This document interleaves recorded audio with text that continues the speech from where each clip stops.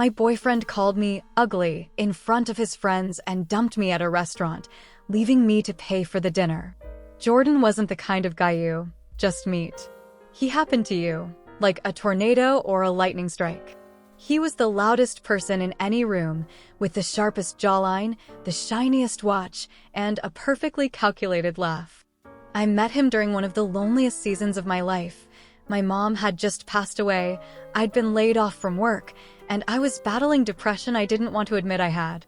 So, when he walked up to me at that party, drink in hand, and said, "You have a mysterious kind of pretty," I almost cried.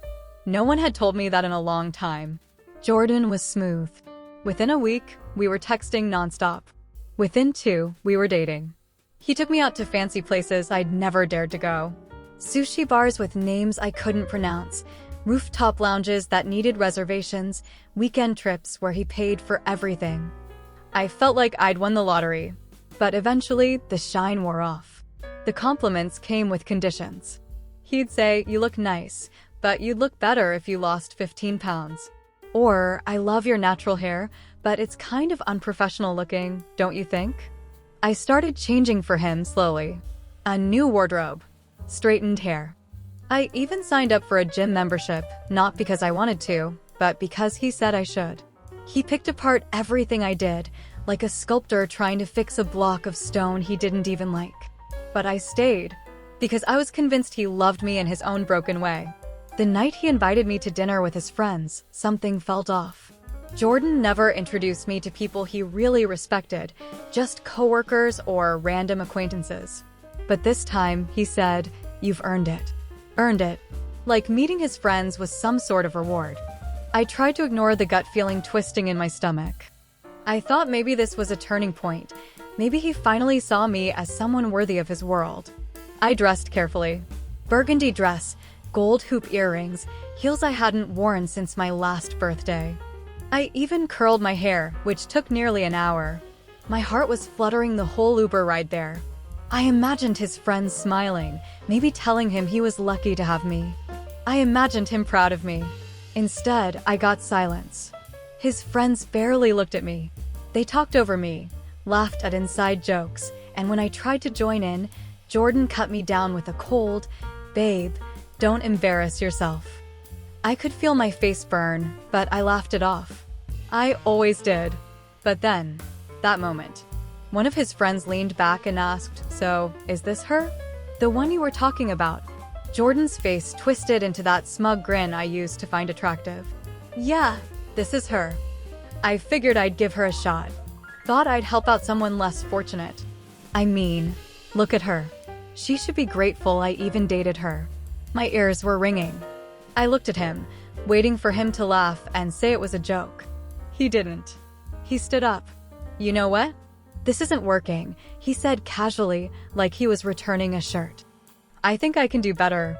Then, louder, "A girl like you should be grateful I even dated you." He walked away. His friends followed, snickering. I was left sitting there stunned. The waiter looked uncomfortable. The table next to me went silent. People stared. But me? I didn't cry. I didn't shout. I smiled, because I had been waiting for this. What Jordan didn't know was that I had already emotionally left him months ago. I had just been waiting for the right moment. After months of emotional abuse, I started therapy in secret. I joined an online support group for women recovering from toxic relationships. I started reading again, writing again, smiling for real again. I also started documenting everything, his texts, his cruel comments, screenshots of the times he flirted with other women. I even saved voice notes where he'd insulted me. Not for revenge at first, but for closure, for proof that I wasn't crazy. But as time passed, I realized something. People like Jordan only understand consequences when they affect their ego, their image, or their control. So I made a plan. Jordan worked in sales. Image was everything to him. He bragged constantly about how much his boss loved him, how he was up for a promotion, how his LinkedIn was fire. So I waited. That dinner was my final straw. That night, I posted a thread online anonymously, detailing my experience with a narcissistic, emotionally abusive boyfriend. I kept it vague enough to avoid defamation, but specific enough that people who knew him would recognize the pattern. I didn't name him, but others did. The screenshots? Posted. The cruel voice notes? Uploaded. The video of him mocking my appearance at a party, which someone had sent me months ago? Included. It spread like wildfire in our social circle. Women I didn't know messaged me saying, "Oh my God, he did that to me too." One of his exes reached out to say thank you. Another girl he'd been dating on the side posted her own experience. Turns out, he had told her I was his crazy cousin who couldn't take a hint. But I didn't stop there. I submitted an anonymous tip to his company's HR with evidence of him bragging about manipulating clients and getting around company policies. I sent his mom, who always said I wasn't good enough for her son, a thank you bouquet and a handwritten card that said, "You raised exactly the man you wanted." Petty? Maybe. Satisfying? Very. This morning, I woke up to 13 missed calls from Jordan. He left voicemails. The confident, smug man was gone. His voice cracked as he begged me to call him back.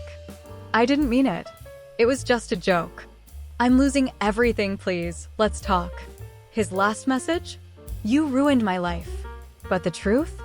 He ruined it himself. I smiled, turned off my phone, and took myself to breakfast. Alone. Confident. Free. And finally, more beautiful than he'll ever be again.